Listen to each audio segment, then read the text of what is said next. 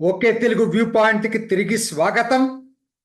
America అధ్యక్ష ఎన్నికలు అయిపోయినా తతంగం ఇంకా ముగియలేదు. చాలా పెద్ద ప్రాసెస్ అది. అమెరికా పాలనకి మన పాలనకి ప్రధానమైన తేడా ఏంటంటే అక్కడ ఎగ్జిక్యూటివ్ హెడ్ ప్రెసిడెంట్, మన దగ్గర ఎగ్జిక్యూటివ్ హెడ్ ప్రైమ్ మినిస్టర్. అదొక్కటే కాదు, ఎన్నో ఉన్నాయి అక్కడ. అక్కడ మీకు పాలనలో రకరకాల కేటగిరీస్ ఉంటాయి. కొన్ని క్యాబినెట్ ర్యాంకులు ఉంటాయి, కొన్ని నాన్ క్యాబినెట్ ర్యాంకులు ఉంటాయి, కొన్ని వైట్ హౌస్ స్టాఫ్గా కేటగరైజ్ చేస్తారు, కొన్ని నాన్ గవర్నమెంట్ పోస్టులు కూడా ఉంటాయి. రకరకాలుగా ఉంటుంది అనమాట. ఆ పాలనా వ్యవస్థే మనకి దానికి చాలా తేడా ఉంటుంది. ఇదంతా ఎందుకు చెప్పాల్సి వస్తుందంటే ఇప్పుడు అధ్యక్షుడిగా ఎన్నికైన ట్రంప్ ఒక్కొక్క పోస్టు వీళ్ళని నేను సెలెక్ట్ చేశానని చెప్తున్నాడు. ఉదాహరణకు విదేశాంగ మంత్రి, సెక్రటరీ ఆఫ్ స్టేట్ రూబియోని పెట్టాడు, ఒక లాటినోని పెట్టాడు. ఫస్ట్ టైం అమెరికా చరిత్రలోనే మొదటిసారి ఆ పోస్టులో. అట్లా రకరకాల దీంట్లో ఉంటుంటాయి అన్నమాట. కాకపోతే కొన్ని చాలా వివాదంగా కూడా మారిపోతూ ఉన్నాయి. అందులో వివాదంలోకి వెళ్ళేటట్టయితే మాత్రం చాలా ఎక్కువగా ఇద్దరు పేర్లు బాగా ఎక్కువ వినపడుతున్నాయి. అందులో ముఖ్యంగా ప్రముఖంగా వినపడుతుంది మ్యాట్ గ్యాడ్జ్, GAETZ. ఈయన అటార్నీ జనరల్గా నియమించారు. ఏంటి ఇతనంటే సెక్సువల్ ట్రాఫిక్లో ఇతని మీద ఛార్జెస్ ఫ్రేమ్ చేశారు. చివరికి ఏంటంటే యుఎస్ కాంగ్రెస్ ఇప్పుడు రిపోర్ట్ ఈరోజే ఇస్తుంది అనుకుంటా. ఈ లోపల దాన్ని ఏం చేశాడంటే కాంగ్రెస్ సభ్యుడిగా ఉండకుండా రాజీనామా చేశాడు. ఇంకా కాంగ్రెస్కి దానివల్ల నలిఫై అయిపోయింది. అంతకుముందు ఈవెన్ ఇంటెలిజెన్స్ కూడా దాన్ని చేశారు, కానీ ఛార్జెస్ ఫ్రేమ్ చేయలేదు. పెద్ద కాంట్రవర్సీ అయింది సెక్సువల్ ట్రాఫికింగ్ మీద ఈయన విషయంలో. ఈయన్ని అసలు న్యాయ వ్యవస్థకి ఆయన్నే హెడ్గా చేశాడు. చాలా పెద్ద ఇది ఉంది. అట్లానే రెండోది ఆశ్చర్యకరం, ఎక్కువగా మనకు న్యూస్లో ఏమొస్తుందో తులసి గబ్బాడ్ హిందూ ఒక ఆవిడ అయ్యిందని వస్తుంది కదా. కానీ మోస్ట్ కాంట్రవర్షియల్ అపాయింట్మెంట్ కూడా తులసి గబ్బాడ్దే. ఎందుకని అంటే ఆవిడ హిందూ అవటం వల్ల వివాదం కాల, ఆవిడ విధానాలు, ఆవిడ ఎక్స్ప్రెస్ చేసినటువంటి అభిప్రాయాలతోటి ఏ ఇంటెలిజెన్స్కి ఆవిడ హెడ్గా వెళ్ళిందో దాన్ని ఇష్టం వచ్చినట్టు మాట్లాడింది అదివరకు. అంటే అది చెప్తాను నేను మీకు. సో ఇట్లా చాలా ఉంటాయి. ఇవన్నీ క్యాబినెట్ అప్రూవ్ చేయాలి. వరుసగా చాలా ఉంటాయండి క్యాబినెట్ అప్రూవ్ చేయాల్సి. ఇంకో కాంట్రవర్షియల్ పర్సన్ చెప్తాను. మొన్న అధ్యక్షుడిగా పోటీ చేసి విత్డ్రా చేసుకున్నాడు ట్రంప్కు మద్దతుగా Robert F Kennedy junior. John F కెనడీకి ఎక్కడో బంధువు, వాళ్ళ తాలూకే ఆ లీనేజ్ నుంచి వచ్చిన ఈయన కూడా. ఈయన కాంట్రవర్సీ ఏంటంటే ఈయన హెల్త్ మినిస్టర్ చేశారు. దాన్ని ఏమంటారంటే secretary of health and human resources, food, vaccine, medicine, ఈ మూడు వస్తాయి దాంట్లో. అయితే ఈయన విశేషం ఏంటి తెలుసా? అసలు కోవిడ్ టైంలో వ్యాక్సిన్స్ వేసుకోవద్దని ప్రచారం చేసినటువంటి వ్యక్తి ఇతను. Most controversial. ఆయనకే హెల్త్ డిపార్ట్మెంట్ ఇచ్చాడు. ఎవరైతే కాదంటారో వాళ్ళకే ఇస్తున్నాడు అనమాట అన్ని ట్రంప్. దాంతో కాంట్రవర్సీస్ విపరీతంగా పెరిగిపోతా ఉన్నాయి రోజు రోజుకి కూడా. అంటే కాంట్రవర్సీస్ పెరిగినా ఆయన పవర్ అది, ఆయన సెలెక్ట్ చేసుకోవచ్చు. కాకపోతే ఇక్కడ ఒక క్లాజ్ ఉంది. ఏంటంటే వీటిని క్యాబినెట్ లెవెల్ అన్నాను కదా, ఈ క్యాబినెట్ లెవెల్ పోస్టులన్నీ కూడా సెనెట్ అప్రూవ్ చేయాలి. Senate most powerful in America, not house. హౌస్కుండే పవర్స్ దానికి ఉన్నాయి అనుకోండి. ఈ అపాయింట్మెంట్స్ ఇవన్నీ చూసేది సెనెట్, 100 మెంబర్స్ ఉండేటువంటి సెనెట్. అక్కడ ఈ అపాయింట్మెంట్స్ అన్ని అప్రూవ్ కావాలి. అది అప్రూవ్ అవుతాయా లేదా అంటే మిగతాయి అవుతాయి.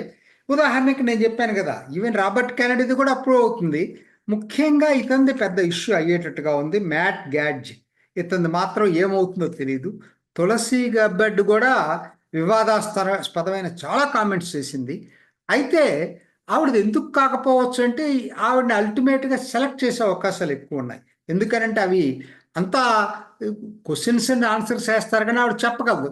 She is very sharp. కాకపోతే ఇతంది అది కాదు కదా, ఎలిగేషన్సే చాలా దారుణమైన ఎలిగేషన్స్ ఈ అటార్నీ జనరల్ దాని మీద. అది ఏమవుతుంది, ఎందుకంటే అక్కడ మనం మళ్ళా కాదు, పార్టీ అయినంత మాత్రాన చాలా ఇండిపెండెంట్గా ఉంటారు వాళ్ళు. అక్కడ గిప్పులే ఉండవు. వాళ్ళకి నచ్చకపోతే ఏ పార్టీ అయినా సరే ఇష్యూ బట్టి ఎస్ఆర్ నో చెప్తారు. పార్టీ చెప్పింది కదా అని చెప్పి వినాలనేవి లేదు అక్కడ. సో అదొక్కటే కొద్దిగా, అందుకనే సెనెట్ అపాయింట్మెంట్స్ జరగటం అనేది అయ్యిందాకా వీళ్ళు ఈ మంత్రులని చెప్పటానికి లేదు. ఇదండి. వైట్ హౌస్లో ఉన్నారనుకో, ఇంకొక మూడో కేటగిరీ ఉంది, వైట్ హౌస్ కేటగిరీ. ఇప్పుడు నేషనల్ సెక్యూరిటీ అడ్వైజర్కి సెనెట్ అప్రూవల్ అవసరంలా. ఆయన వైట్ హౌస్ స్టాఫ్ కింద వస్తాడు. వాళ్ళెవ్వరికి సెనెట్ అప్రూవల్ అవసరంలా, వాళ్ళు డైరెక్ట్ అవుతారు. అట్లానే ఇంకొక కేటగిరీ ఉంది, నాన్ గవర్నమెంట్. ఇప్పుడు డిపార్ట్మెంట్ ఆఫ్ గవర్నమెంట్ ఎఫిషియన్సీ అని చెప్పి ఒకటి క్రియేట్ చేశారు కదా, డిఓజిఈ. ఈ డోగే దీనికి ఎలన్ మస్క్, వివేక్ రామస్వామి, వీళ్ళు గవర్నమెంట్ కాదు, అవుట్ సైడ్ గవర్నమెంట్. సో కాబట్టి వీళ్ళకి అసలు అప్రూవల్ సమస్య రాదు వీళ్ళకి అసలు. సో ఇలా రకరకాల కేటగిరీస్ ఉంటాయి. ఇప్పుడు మనం దాని గురించి క్లుప్తంగా నేను ఎందుకు చెప్పానంటే మీకు అర్థం కావటం కోసం ఇది చెప్పాను. ఇప్పుడు మనం అసలు దీంట్లోకి వెళ్దాం. భారతీయుల అనొచ్చు. నేను ఇవాళ నా టాపిక్ ఏంటంటే, హిందువులు మొట్టమొదటిసారి అమెరికా క్యాబినెట్లోకి ఎంటర్ అయ్యారు. హిందువులు అనొచ్చు మీరు. ఇంతకుముందు నిక్కీ హేలీ ట్రంప్ టైంలో ఉంది, అట్లానే బైడెన్ టైంలో ఇప్పుడు వైస్ ప్రెసిడెంట్గా కమలా హ్యారిస్ ఉందని. వాళ్ళిద్దరూ హిందువులు కాదు, ఇద్దరూ భారతీయ మూలాలు ఉన్నవాళ్ళు, కానీ హిందువులు కాదు. వాళ్ళిద్దరు ఏంటంటే, అప్పట్లో వాతావరణం ఎలా ఉంటుందంటే, క్రిస్టియానిటీ తీసుకుంటేనే రాజకీయాల్లో షైన్ కాగలరు అమెరికాలో. ఇవాళ మారిపోయి ధైర్యంగా అలా కాదని చెప్పి డిక్లేర్ చేసిన వ్యక్తి ఎవరంటే భారతీయురాలు కాదు, అది మర్చిపోవద్దు. తులసి గబ్బర్డ్. పేరును బట్టి భారత్ అనుకోవద్దు. ఈవిడ, ఇప్పుడు వాళ్ళిద్దరి గురించి తెలుసుకుందాం. ఒకరు తులసి గబ్బర్డ్, రెండు గవర్నమెంట్లో లేకపోయినా గవర్నమెంట్లో ఉండేదానికన్నా కూడా అత్యంత ప్రముఖ స్థానం ఇప్పుడు పదవులంటే. నా దృష్టిలో వీటన్నిటికన్నా అది చాలా important. Elon Musk, Vivek Ramaswamy చేయబోయేది. సో దానికి వివేక్ రామస్వామి ఆయన, ఈ తులసి గబ్బర్డ్. ఒక ఆయన డైరెక్ట్ ఇండియన్ ఆరిజిన్, రెండో ఆవిడ ఇండియన్ ఆరిజిన్ కాదు కానీ ప్రొక్లైమ్డ్ హిందూ ప్రాక్టీషనర్. ఆవిడ పుట్టింది పసిఫిక్ సముద్రంలో సమోవా ద్వీపం. సమోవా ద్వీపాల్లో రెండు ఉన్నాయి. సమోవా ద్వీపం ఒక దేశం, చిన్న ద్వీపం అండి. మీకు ఆస్ట్రేలియా, న్యూజిలాండ్కి ఇలా కనపడతా ఉంటుంది. అక్కడ పసిఫిక్ సముద్రంలో అక్కడ మీకు సమోవా ద్వీపం అనే ఒక స్వతంత్ర దేశం ఉంది, చిన్న ద్వీపం. దానికి 40 మైళ్ళ పక్కన అమెరికన్ సమోవా ఉంది. అంటే అది అమెరికా కింద ఉంది, చిన్న ద్వీపం, ఇంకా చిన్న ద్వీపం అది. దాంట్లో పుట్టింది ఆవిడ, తులసి గబ్బర్డ్. అంటే పుట్టడం అంటే వాళ్ళ పేరెంట్స్ అక్కడ వాళ్ళు అనమాట. వాళ్ళు ఒక ఆయన సమోవా నేటివ్, కానీ యూరోపియన్ డిసెంటే వాళ్ళందరూ కూడా. ఈవిడ వాళ్ళ మదరు జర్మన్ ఆరిజన్, కానీ యూరోపియన్ డిసెంట్. వాళ్ళిద్దరూ అక్కడ వాళ్ళకి పుట్టినటువంటి ఆవిడ తులసి గబ్బర్డ్. 5గురిలో ఈవిడ ఒక్కతే లాస్ట్ 5th. ఈవిడ మహిళ, మిగతా 4 పురుషులు. క్లుప్తంగా పుట్టింది అక్కడ. అసలు ఎక్కడా లేని భూమి, పసిఫిక్ మహాసముద్రంలో ఓ చిన్న ద్వీపంలో పెరిగిందంతా. 2 సంవత్సరాలకే హవాయి ద్వీపానికి వచ్చింది. హవాయి ద్వీపంలో పెరిగింది. పెరగటమే కాదు, కార్యకలాపాలన్నీ అక్కడవే. 2001లోనే ఆవిడ హవాయి ద్వీప హౌస్ ఆఫ్ రిప్రజెంటేటివ్గా ఎన్నికైంది 21 సంవత్సరాలకి. మొత్తం అమెరికా చరిత్రలో అప్పటికి యంగెస్ట్ ఒక స్టేట్స్కి హౌస్ ఆఫ్ రిప్రజెంటేటివ్గా ఎలక్ట్ కావటం దాంట్లో రికార్డు సృష్టించింది తులసి గబ్బర్డ్. అక్కడి నుంచి వెనుదిరగల. తర్వాత ఆవిడ ఆర్మీలో చేరి, ఆర్మీ రిజర్వ్డ్ అంటారు, నేషనల్ గార్డ్స్, దాంట్లో చేరి అక్కడ నుంచి ఇరాక్లో పనిచేసి మేజర్ అయ్యి అక్కడ, తర్వాత లెఫ్టినెంట్ కల్నర్గా చేసింది. మళ్ళీ తిరిగి హవాయి వచ్చిన తర్వాత మళ్ళా రాజకీయాల్లోకి వచ్చింది. 2013 నుంచి 2021 దాకా అమెరికా సెనెట్లో కాదు, హౌస్ ఆఫ్ రిప్రజెంటేటివ్ రిప్గా పనిచేసింది హవాయి తరఫున ఆవిడ. కానీ విశేషం ఏంటి తెలుసా? ఆవిడ మొట్టమొదటిసారి అమెరికాలో ఇంకొక రికార్డు క్రియేట్ చేసింది. ఆవిడ భగవద్గీత మీద ప్రమాణం చేసింది హౌస్ ఆఫ్ రిప్రజెంటేటివ్గా. అందరూ ఆశ్చర్యపోయారు. మొట్టమొదటిగా భగవద్గీత మీద ప్రమాణ స్వీకారం చేసినటువంటి ఏకైక వ్యక్తి. మన దగ్గర ఉన్న ఇండియన్ డిసెంట్ వాళ్ళు ఉన్నారు కదా, రాజా కృష్ణమూర్తి, రో ఖన్నా, అమిత్ బేరా, ప్రమీలా జైపేలా, వీళ్ళెవ్వరూ హిందువులు కాదు. ఈ ఆరుగురు కూడా ఆరుగురులో ఇప్పుడు తానేదారు సుహాస్ సుబ్రహ్మణ్యం, మరి వాళ్ళు రేపు తానేదారు హిందువుగా డిక్లేర్ చేసుకున్నాడు అనుకోండి. సో ఈవిడ మొట్టమొదటిగా అక్కడి నుంచి చాలా అందరికన్నా ఫస్ట్ హిందూ అనమాట. అక్కడ భారతీయురాలు కాదు, మర్చిపోవద్దు. ఆవిడకి ఎందుకు కాంట్రవర్సీ అయిందో చెప్తాను, చాలా ఇంపార్టెంట్ ఇది. ఆవిడ రష్యా యుక్రెయిన్ వార్ మీద ఏం చెప్పిందంటే, అసలు రష్యాని రెచ్చగొట్టింది అమెరికా. వాళ్ళు అడిగింది ఏంటి? మీరు నాటోలో సభ్యత్వం తీసుకోవద్దు, ఉక్రెయిన్కి ఇవ్వద్దన్నారు. ఎందుకు నాటో సభ్యత్వం ఇవ్వాల? కాబట్టి నాటో వల్లనే అసలు యుద్ధం వచ్చింది. రివర్స్లో అనమాట. మనం భారత్లో మాట్లాడవచ్చు, అమెరికాలో మాట్లాడింది ఆవిడ, పార్లమెంట్లో మాట్లాడింది ఆవిడ. అట్లానే మీకు సిరియా వార్, అసలు సిరియా అక్కడ అమెరికన్ ఇంటెలిజెన్స్ వాళ్ళు ఏం చెప్పారు? సిరియా అధ్యక్షుడు బషార్ అహ్మద్ ఉన్నాడు కదా, హసన్, ఆయన కెమికల్ వెపన్స్ వాళ్ళ జనం మీదే ప్రయోగించారని చెప్పారు. అది తప్పు అని చెప్పింది ఆవిడ. అని ఆవిడ సీక్రెట్గా వెళ్ళింది, అనౌన్స్ చేయకుండా సిరియా వెళ్ళేసి అధ్యక్షుడితో మాట్లాడేసింది. అట్లా ఆవిడ చాలా ఆవిడ దాంట్లో ఉక్రెయిన్ అసలు యుఎస్ ఫండెడ్ ల్యాబ్స్ అన్నీ కూడా అక్కడ బయలాజికల్ ల్యాబ్స్ పెట్టేసి చాలా డేంజరస్ రీసెర్చ్ జరిగింది అక్కడ అనేది ఆవిడ వాదన. ఇవన్నీ జనాలకి ఏంటంటే కోపం వచ్చింది. అంటే మీరు అమెరికా ఇంట్రెస్టులు కాపాడుతున్నారా, రష్యా ఇంట్రెస్టులు కాపాడుతున్నారా, సిరియా ఇంట్రెస్ట్ కాపాడుతున్నారా? అట్లానే ఈ గూఢచారి పాత డిఫెన్స్ దీంట్లో ఈ జూలియన్ అసెంజీ, ఎడ్వర్డ్ స్నోడౌన్ వీళ్ళ యొక్క సీక్రెట్స్ బయట పెట్టారు కదా, వాళ్ళని వదిలిపెట్టముంది. అంత మాత్రాన్ని వాళ్ళని శిక్షించడం అనేది కరెక్ట్ కాదు. అంటే రాడికల్ ఐడియాస్ ఈవిడ. నిజంగా కూడా ఆవిడ డెమోక్రాటు, ఎలక్ట్ అయింది డెమోక్రాటిక్ పార్టీ తరఫున.